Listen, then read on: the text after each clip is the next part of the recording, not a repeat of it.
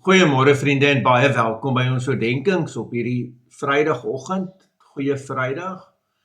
En ek bid dat u 'n baie mooi en geseënde Paasnaweek mag hê.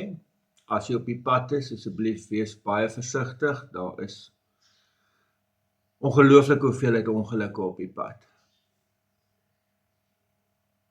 As jy naby Eskort is, onthou ons het vanoggend 8 uur ons nagmaal daar. As jy naby Wenen is, onthou 10 uur vanoggend is ons nagmaal hier. Is regtig baie welkom. En dan vriende, vanoggend se teks is 'n ongelooflike teks wat vir my en jou wil moed inpraat. Dit is 'n pragtige vers, Johannes 16 vers 33. Dit het ek vir julle gesê, sodat julle in my vrede mag vind.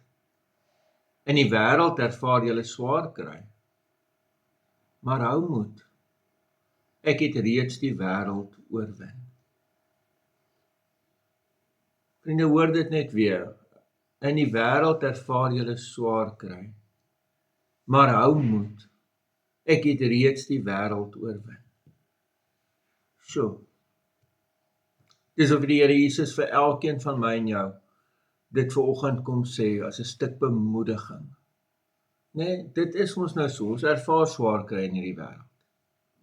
En dan hierdie mooi ding, maar hou moed. Ek het reeds die wêreld oorwin.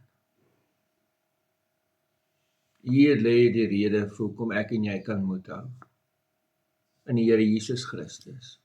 Ons hoop is in 'n persoon wat God is. En sy naam is Jesus Christus.